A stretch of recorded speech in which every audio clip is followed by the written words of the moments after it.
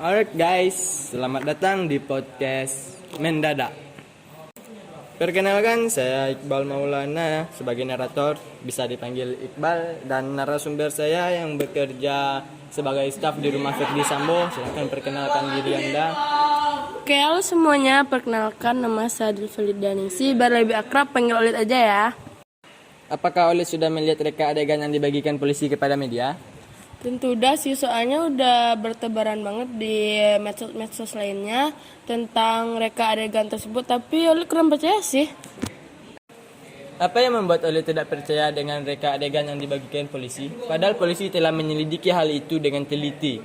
Ya, seperti yang sudah Olid lihat di reka adegan tersebut, ada perbedaan kesaksian antara Baradae dan Sambo. Menurut kesaksian Baradae, saat dia menembak Brigadir J, di sana juga terdapat Sambo di belakangnya sebagai Pemberi perintah mungkin? ya.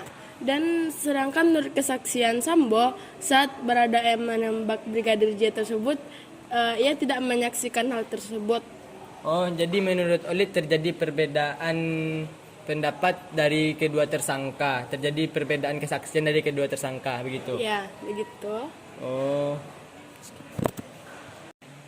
Oleh sebagai staf di rumah Ferdi Sambo tentu saja tahu orang yang datang dan pergi di rumah Ferdi Sambo, kan? Ya. Apakah pada saat jam pembunuhan Brigadir J, Ferdi Sambo itu ada di rumah atau tidak?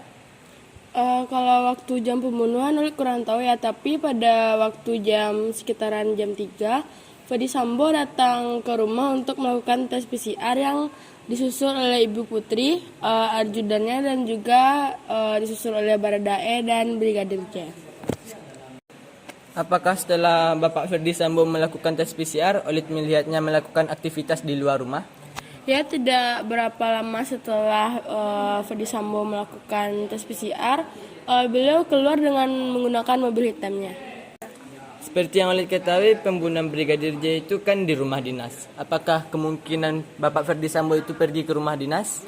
Ya, bisa jadi saja, kan saya di sini sebagai staf di rumahnya, tentu saya tidak tahu bagaimana aktivitas beliau di luar rumahnya.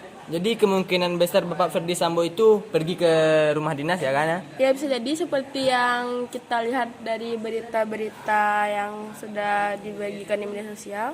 Jadi kemungkinan besar Bapak Ferdi Sambo memberikan kesaksian palsu akan dia tidak ada saat pembunuhan Brigadir J. Ya, lagi pula Baradae juga menyebutkan bahwa Bapak Ferdi Sambo ada di saat Baradae melakukan penembakan tersebut. Oh, begitu.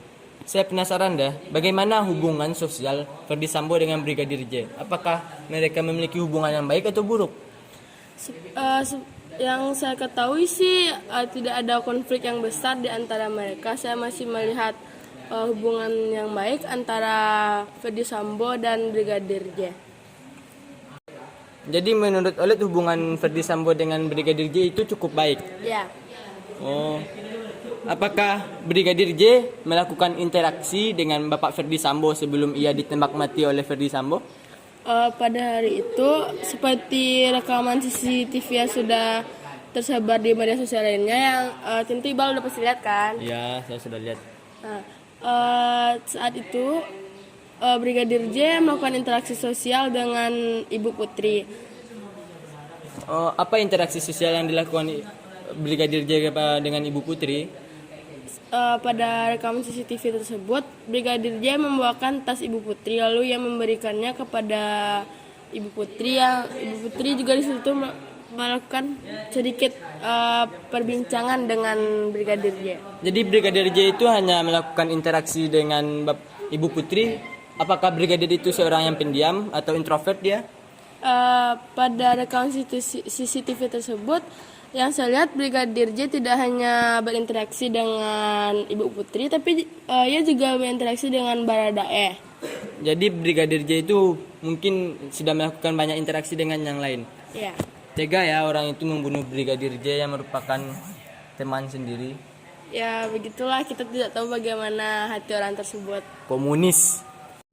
Baiklah, saya akhiri podcast ini dengan mengucapkan Assalamualaikum warahmatullahi wabarakatuh. Dadah semuanya.